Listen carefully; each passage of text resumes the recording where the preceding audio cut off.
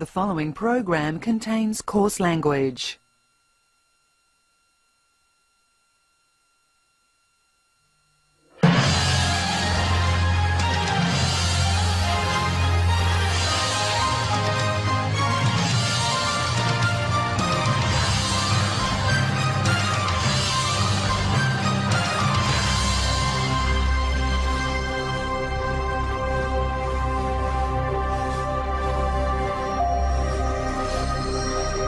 Many religions claim to hold the key to man's salvation. Scientology is no exception. The most fundamental explanation as regards Scientology's basic beliefs is that man is basically good, and that the individual is a spiritual being, that you've lived before and you'll live again, and that your capabilities are infinite, if not yet fully realized. We have the ability to actually help make a difference in the situation in Haiti, and I just can't, see not using this plane to help.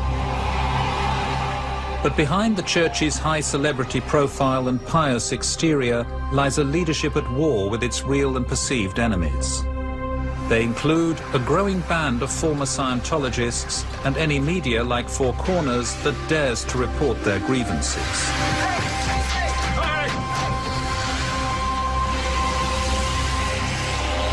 That was a private investigator who's been following us all night long. In recent months, a storm has erupted around Scientology. In Australia and overseas, the church stands accused of breaking the law and destroying families.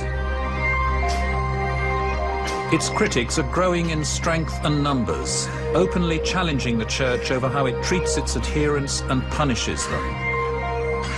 It's a slave camp, there's no question about it, because people are definitely abused.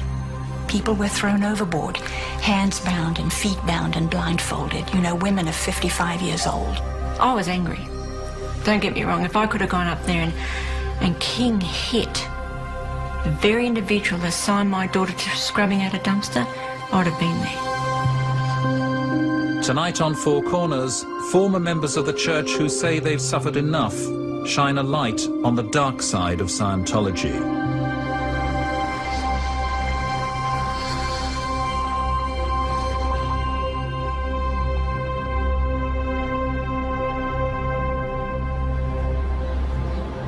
In 1968, a British camera crew caught up with an eccentric middle-aged captain on his boat, the Royal Scotsman.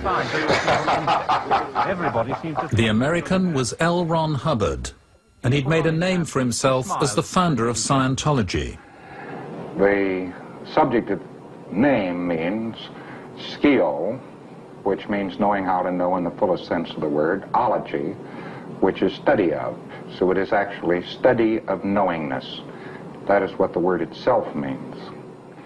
When this interview was filmed, Hubbard was in trouble with authorities around the world. In the United States, the tax authorities were after him, and his followers stood accused of practicing mind control techniques. Do you ever think that you might be quite mad? Oh, yes. The one man in the world who never believes he's mad is a madman. These are no ordinary seamen. Their allegiance and devotion to the mysterious man is total. To them, he is my Commodore.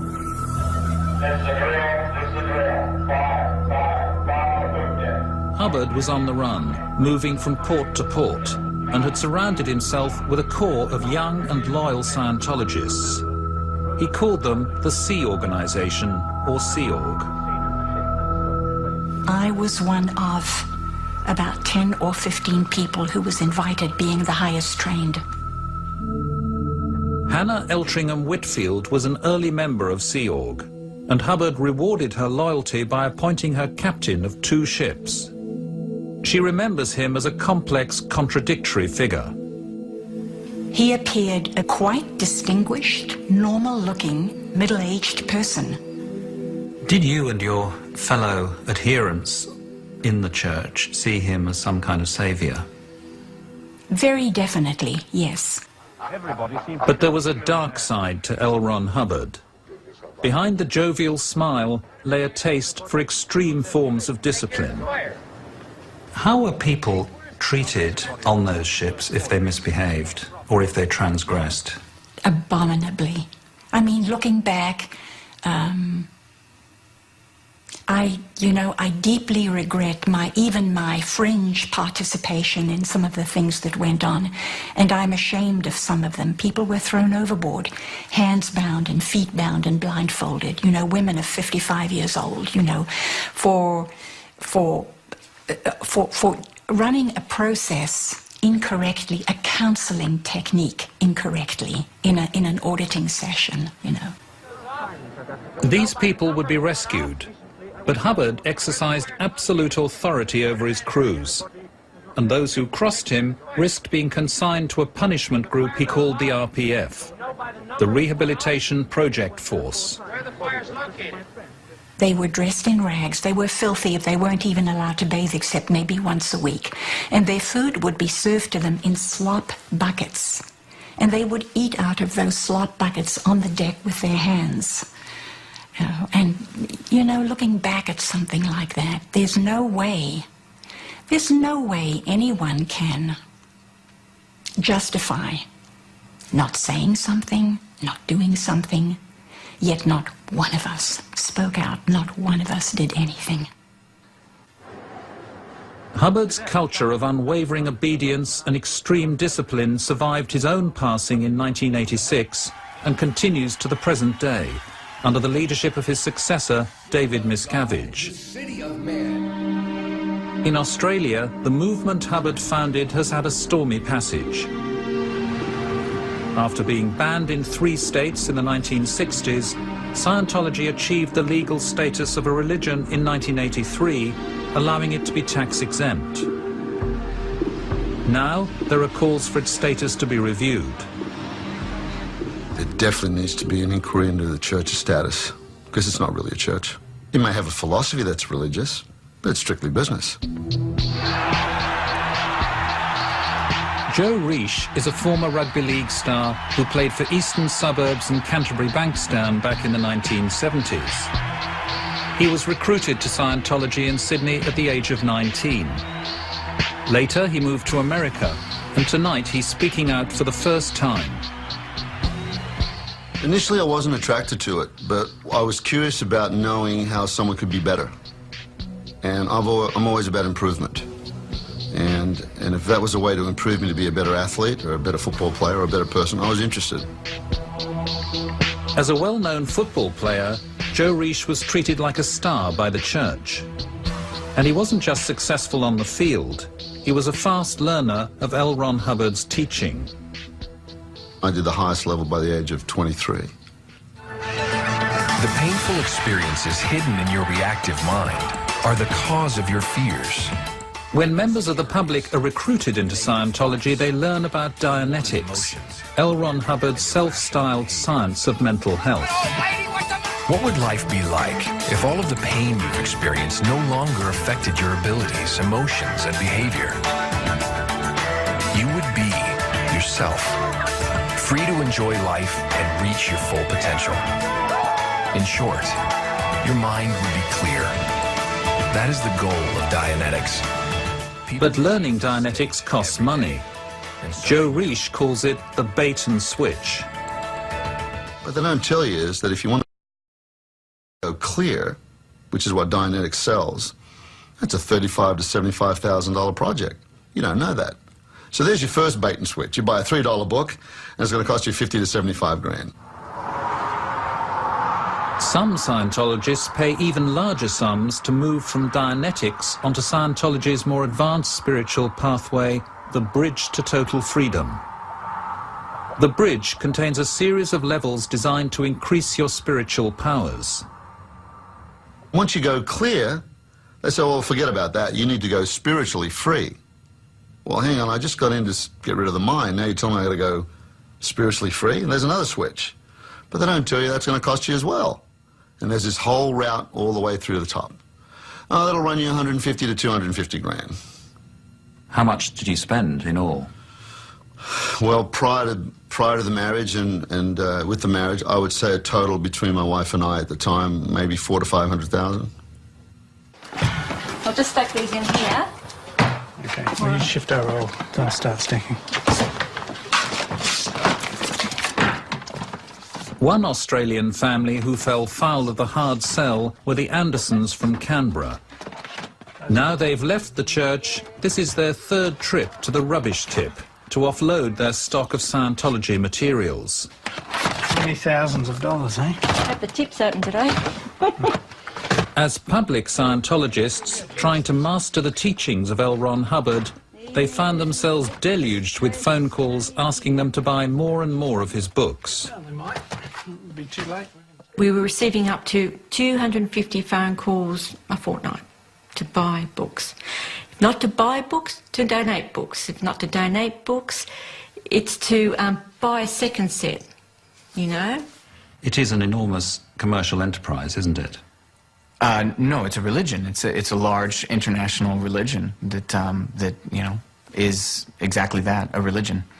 But it makes an awful lot of money. Well, the church is definitely the beneficiary of its parishioners and people who feel strongly about their religion and choose to give back to it and give to the planet as a result. What many parishioners never discover, unless they pay to work their way up the bridge, is that L. Ron Hubbard, a prolific author of science fiction, wrote a secret scripture in 1967. In it, he describes how an evil intergalactic warlord called Xenu visited Earth millions of years ago, and the spirits or body thetans of people he killed are the cause of many of mankind's spiritual ills. I was one of the first people who was introduced to and read the materials and was expected to start exorcising these body thetans, the body spirits, from my body. I couldn't believe the material, yet I knew I had to for my own survival and for my own eternal salvation. By 1985, Scientology's elite unit, the Sea Org, was back on dry land, and Joe Reish joined up in Florida to work for the church full-time. There, he married a fellow Scientologist. How much were you paid? At the time, I was paid $20 a week. Bit of a come down from your football days. Exactly. I mean, the hourly rate was into the maybe 12 to 15 cents an hour, but you know, at that time we didn't consider it because we were getting fed and we had some birthing, despite the fact that it wasn't the greatest. We felt that we were at least contributing to something. Everyone who joins the Sea Org signs a contract for 1 billion years, making a commitment to return and serve the church for endless lifetimes to come. Joe Reish was the go-to man when wealthy donors who were disillusioned with Scientology wanted their money back. I was their #1 boy in Florida for doing all of these, let's call it resolutions and solving those problems. In 1986, Joe Reish and his wife took steps to leave the Sea Org. Later, they divorced, but they and their children remained Scientologists.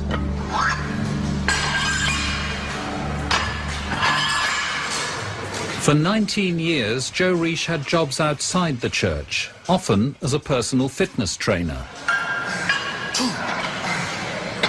Privately, he started questioning the church. I had mentioned various things that I had some disagreements with, you know, to someone like, why is it so expensive? And then that person would write a report about that and send it in. Joe Reish knew he had a fight on his hands. In 2005, he was summoned to an internal inquiry called a Committee of Evidence, where the secret internal reports on him were disclosed. He was accused of entering into bad investment deals and breaking the rules of the church. But he says he wasn't allowed to see the reports, call witnesses, or have any kind of legal representation. Months later, the committee handed down its final report, shown here for the first time. I went through the 7 or 8 page report that just basically listed out all of my crimes, where they accused me of things that I said I wasn't guilty. They said, you're guilty, and here's the evidence. But the evidence was from those reports that were hearsay. Joe Reish was declared a suppressive person and expelled from the church. But when he picked up the phone to call his children, he couldn't get through. No response. I called again, no response. And then I realized, oh my God, here's what they did. They already had me declared a suppressive person. They told everyone else, including my children. I cried. It was sad, you know, it's my kids. But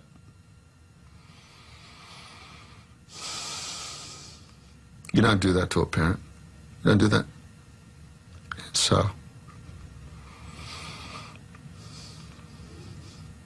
Did you talk to your kids after that? Mm-hmm. A spokesperson for the children told Four Corners that claiming that the Church of Scientology is the reason for a disconnection from his children does not tell the entire story. Joe decided long before 2005 by his own actions to separate himself from his family, an assertion that Joe Reish denies. Why was Joe Reish declared a suppressive person? I have no idea. I have no idea. It's news to me. I actually know Joe Reish. I remember meeting him many years ago. He was somebody that I knew personally when I first started working for the church. In fact, I had no idea he'd even been expelled from the church. But once you expel someone from the church, you tell that person's family inside the church to have nothing to do with them.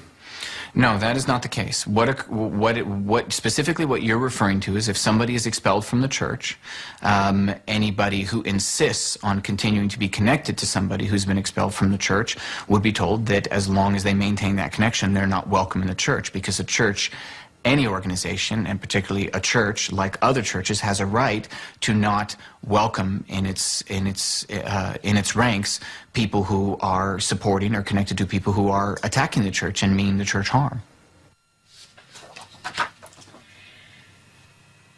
Well, that's the last time I saw her, actually. In Australia, other families have experienced the intense pain of disconnection from their children in the church. Liz Anderson hasn't seen her eldest child Fiona since 2005, when she was posted overseas from Sydney to work in the Sea Org in Clearwater, Florida. Now all she has left are these few mementos of Fiona's childhood. The Tigers Netball Club. Look, she's a beautiful girl. I mean, I just, and she's mine. I don't know. I can't take the parent away. I'll try. How painful is it for all of you that Fiona is still in the church?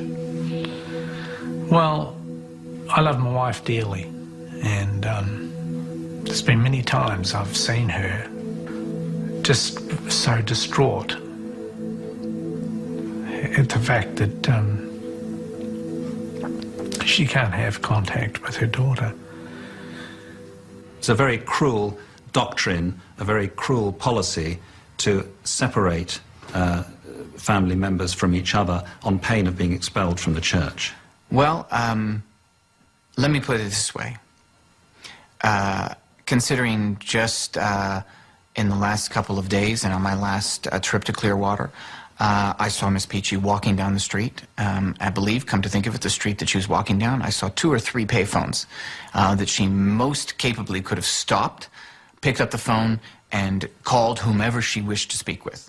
So if she wanted to speak to her mother, I am sure she's perfectly capable of doing so. Fiona Peachy, who is now 25 years old, has told Four Corners that while she loves her mother, she can't have any contact with her while her mother insults her religion. You want a cup of tea? The Anderson family's involvement with Scientology goes back 27 years. How's your day?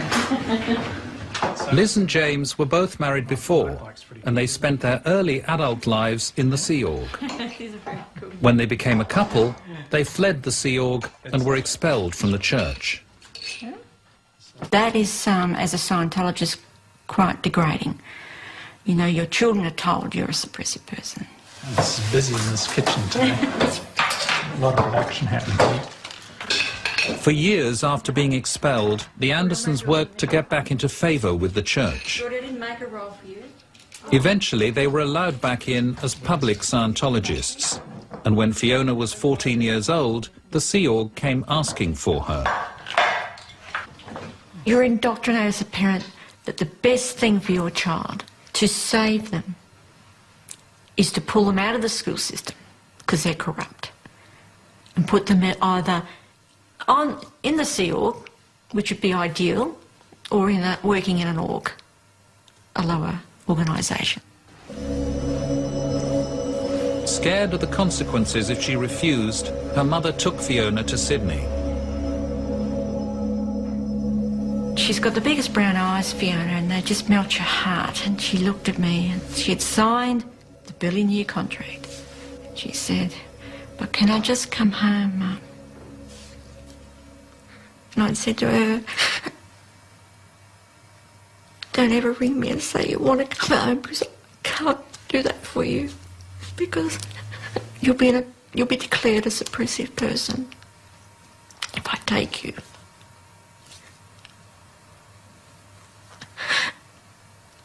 I violate so many rules as a parent. I signed over guardianship of our girl. Fiona was recruited into the Sea Org at the youngest legal age for a child to leave school and start work. And I stepped away. That's what you do. When you're indoctrinated and you've been declared a suppressive person and you're continually making up amends. So part of my amends is that I raised a beautiful daughter and I gave her to the church. Right or wrong, I take responsibility for my actions. In 2005, Liz and James allowed their youngest child, Jordan, to follow in Fiona's footsteps. I wanted to join the Sea Org ever since I was 2 years old. I remember walking around saying I'm going to be a counsellor in the Sea Org. I love the uniform and I wanted to have that honour as a Sea Org member. So I signed a contract for 1 billion years. Why do you recruit children into the Sea Org? Actually, we don't. Well, there are parents out there who would say you do. The Andersons, for example, would certainly say that you've done that. Okay. Well, in their individual case, fine. The fact of the matter is that the church doesn't discriminate against people by virtue of age. When she arrived at the Sea Org, age 14, Jordan was asked to give a detailed account of her private life, something she herself would later demand of other recruits. You've had no sexual relations, you haven't masturbated, you never watched a porn movie. You know, like, they really pull it to shreds and pieces, and like, they even say you haven't had sex with an animal. Jordan Anderson was posted to the HCO, the Hubbard Communications Office in Sydney, where she worked as a personnel control officer. She says she had an average of 3 days off a year. The job carried great responsibilities, the pay was minimal, and the hours excessive. I stayed up 72 hours once, just trying to get someone approved to go auditor training overseas. 72 hours without sleep? Mm. And you were 15 at the time? Well, if that is actually the case, that would be utterly and completely unacceptable. The Sea Org provided Jordan with free board and lodging here in Sydney. But her work involved long hours, and once, she says, when she failed to recruit a member of the public, she was severely punished. She was told to scrub out a dumpster. We didn't have any gloves, we had no masks. I was in my uniform pants and an old t-shirt. But there was no OH&S. I mean, they were violating every single point that I know of OH&S. And I was there until 2 o'clock in the morning. It was just putrid. I couldn't believe it. I would never do that to somebody. When Liz Anderson heard what had happened to her daughter, she was incensed. I was angry. Don't get me wrong, if I could have gone up there and king hit the very individual that signed my daughter to scrubbing out a dumpster, I would have been there. Was I angry? You betcha. Was that gonna drive me to make a point? You betcha. Is that why I'm here today? Yes, it is. It sounds ridiculous and extreme. I question its credibility. I question its veracity. I don't know who Jordan Anderson is, and I don't know when that occurred. I don't know who it was who was involved in it or why it is she would have done that. Jordan Anderson's experience is echoed by another young woman on the other side of the world in Los Angeles. Laura DeCrescenzo is one of a small group of former Scientologists who are taking the church to court in America for alleged violations of workplace legislation. Like Jordan Anderson, Laura says she had to work excessive hours and was once asked to scrub out a dumpster. Someone came up to me and said, okay, you need to come downstairs with me. So we went downstairs and she handed me a toothbrush and said, you need to clean this dumpster with a toothbrush. And I said, no. I said, you got to be kidding me. No, I'm not going to do that. Laura DeCrescenzo has backed her allegations with sworn statements, and other former Scientologists have as well. The church accuses the American litigants of lacking credibility and having ulterior motives. You're taking the church to court. Why are you doing that? My lawsuit covers human trafficking, labor law violations, and forced abortions. And there's many reasons. I mean, obviously, I came to realize that if no one ever has the strength to stand up and say the truth of what went on, then it will only continue and get worse. My court case in the United States is basically alleging that they should be paying minimum wage. That's pretty much it. That there's human trafficking going on, which is basically holding people to work for a wage that's less than what they should be being paid and not allowing them to just leave if they want to leave. One issue in the courts will be the fact that the church doesn't pay its staff in the Sea Org a minimum wage. It argues that members of the Sea Org are not employees, but volunteers who don't expect to be paid. We do so out of our own religious conviction and our desire to work for and be part of and contribute to our religion and its activities. And as such, we don't expect a wage, and we don't do it for a wage. However, Mark Headley says he signed a contract of employment similar to this one when he joined the Sea Org and was promised a minimum wage. 15 years later, I was paid an average of 38 cents an hour for working over 100 hours a week, every single week of every year for 15 years. In 15 years, I made a total of $29,000 for 100 hours a week, every week. When Mark and Claire met, they were posted to one of the church's most secure Sea Org facilities at Hemet, 2 hours' drive outside Los Angeles. The facility is surrounded by high fences topped with razor wire. What did the church tell you about people who wanted to leave? That people in the Sea organization have foregone the right to leave, and that was reiterated on many different instances. I mean, honestly, I've reflected since leaving, and the only thing that even comes close for me in terms of living conditions and everything else is prison. Just is. Claire Headley joined the Sea Org aged 16 and worked for the Religious Technology Center, earning as little as $23 a week. How hard was it doing that job? Words don't describe it. I mean, you know, there was 2 to 3 year periods where if I slept at all, it was in an office chair or on a floor or 2 hours in a bed. I very, very rarely saw Mark. Claire Headley says excessive hours and little pay weren't the only form of abuse she and other women were subjected to.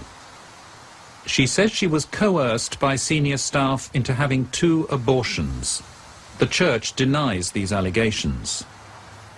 I will always have that emotional scar and wounds.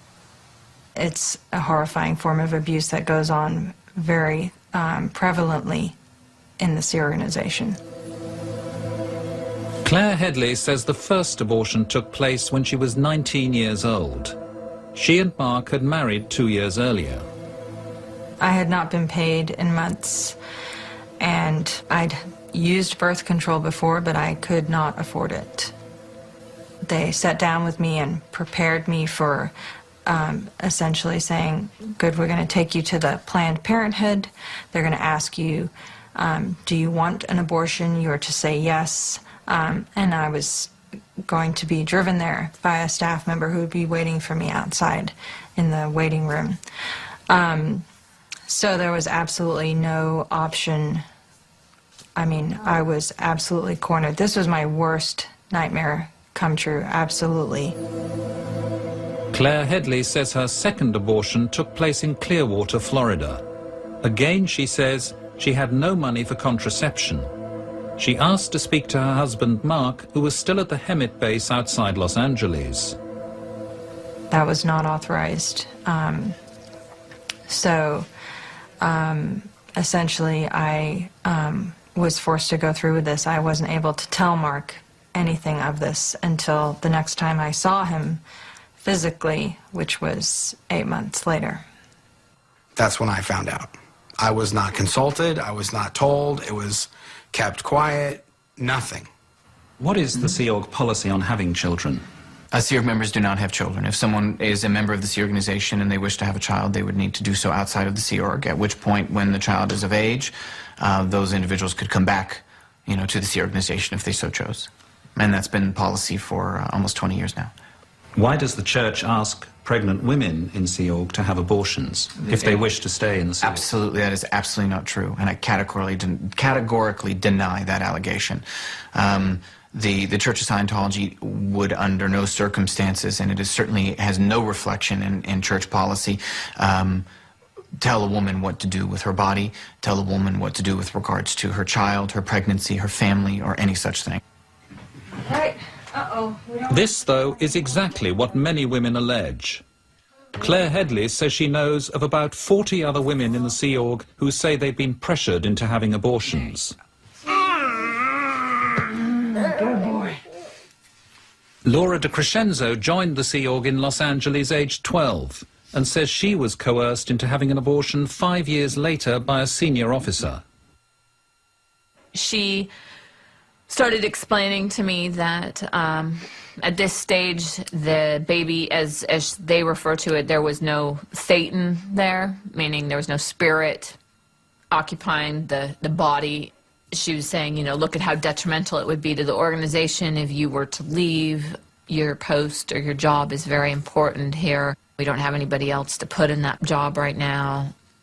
Just the continual pounding, I ended up conceding and doing the abortion. You have 2 beautiful little boys. I do. Do you ever look at them and think what might have been? Of course. In Australia, when Liz Anderson was in the Sea Org and thought she might be pregnant, she too told a senior officer. She said, well, you just can't be pregnant. Because at that stage, the new policy had come in that you can't have children in the Sea Org. I was not pregnant, it turned out, but my decision would have been to keep the child. But what did she advise you to do? I'd have to have an abortion. If there was a Sea Org staffer or a number of staffers who had advised women to have abortions, that's something you would utterly condemn? Yeah, absolutely. But there's another disturbing aspect to life in the Sea Org. When members of the organization transgress, they risk being sent to the RPF, the Rehabilitation Project Force. In 1978, after all the years she'd given to Scientology, Hannah Eltringham-Whitfield was consigned to the RPF by L. Ron Hubbard for performing badly in a session on Scientology's controversial counseling tool, the E-meter. I was led there forcibly by two huge men and confined, locked up in a room with no windows for 2 days and 2 nights, during which time I almost went out of my mind. They do that as a sort of a chilling out period. One of Laura de Crescenzo's first jobs in the Sea Org was to send fellow members of the Sea Org to the RPF. She was 12 years old at the time. Later, she herself was sent there. So, Laura, how does it feel coming back here? It makes me sick to my stomach. It's kind of nerve-wracking to come to the building. I mean, this is where I was trapped for 3 years, the last 3 years that I was in the Sea Org. I was segregated from everybody in the RPF. So where is the RPF? Point it out to me. Right in that area right there. The second floor is where their berthing is. How many people sleep in these dormitories? It varies depending on the size of the room, but there were some that actually had up to 40 people in it. In Australia, too, the RPF plays a significant part in the Sea Org regime. Peter O'Brien abandoned Scientology last year. In 1997, she says, she was consigned to the RPF here at Dundas, outside Sydney.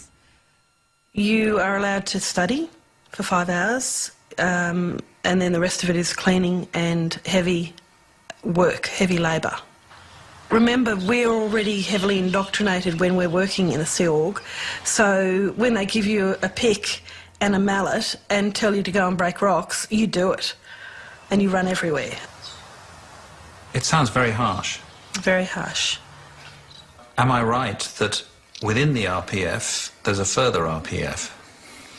It's called the RPF's RPF, yes. What is that?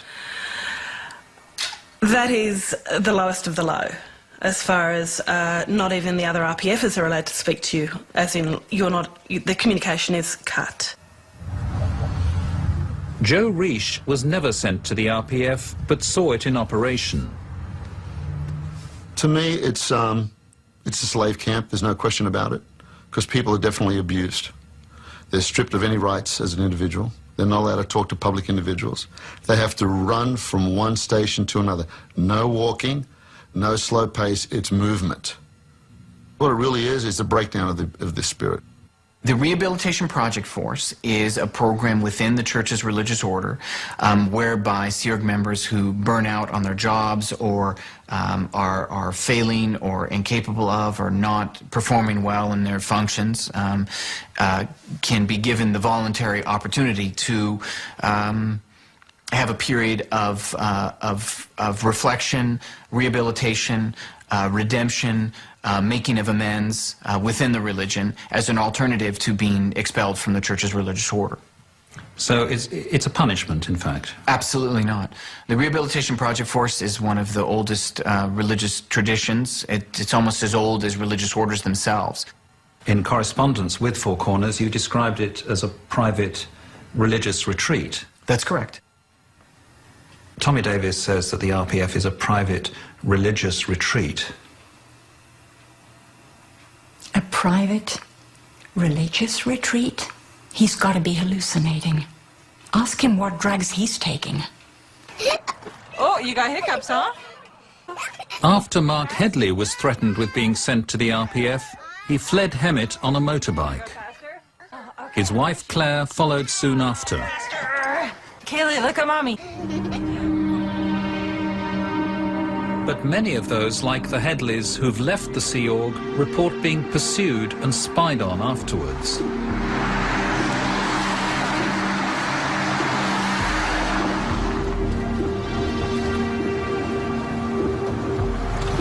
I'm driving down Sunset Boulevard in Hollywood, and I noticed a Ford F-150 that was following alongside me. When we filmed with Mark Headley in Los Angeles late one night, we were tailed by a car.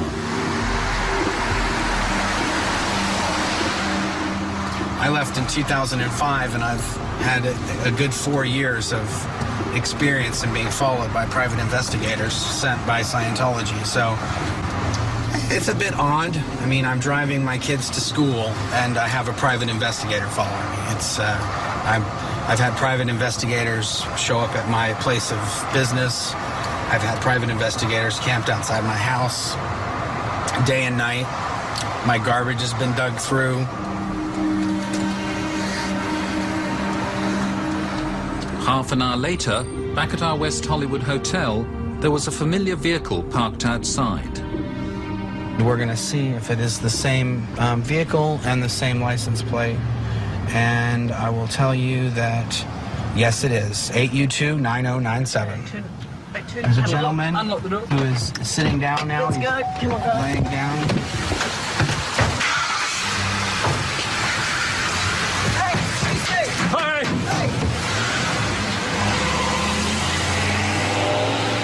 That was a private investigator who's been following us all night long. Is it possible that a church attorney hired a private detective to follow Four Corners and Mark Headley while we were filming? Is that possible? I couldn't comment on that. I couldn't comment. I mean, I couldn't be able to. I wouldn't know how to answer that. I have no knowledge on it, so I don't know how to answer it. This week, Australia's Senate is expected to vote on whether to launch an inquiry into the alleged abuses against Australians that have taken place within Scientology's organisation. Around the world, the Church faces challenges in the courts, in parliaments, and from charitable authorities unconvinced that it was established for the public benefit. Liz and James Anderson, along with other ex-Scientologists, are considering pursuing a class action aimed at getting their money back. Their own claim totals around $650,000. Last year, Liz and James Anderson finally lost patience with the church. Fiona had gone for good, and they were determined that Jordan should not disappear as well. They learned that Jordan, who was unhappy in the Sea Org and wanted to leave, was to be sent out of the country to Florida the very next day. How did you react? I said, there's no fucking way that's going to happen. How the fuck does that work? And I was pissed off. And I wasn't going to pull any punches on it. I said, there's no way that this is going to happen. After giving a deadline to the church to allow their daughter to leave, Liz Anderson drove to Sydney and sat outside in her car for 4 days, waiting for Jordan to emerge. Jordan says she was interrogated throughout that period, undergoing repeated security checks. They would interrogate me for over 12 hours in session, check-checking me, trying to find my indiscretions against the church. Finally, she was shown the door, emerging into her mother's arms at 10 minutes to midnight. It's a moment Liz Anderson will never forget. I just couldn't believe it, that I had the girl. And it was a moment of, oh my God, we're free.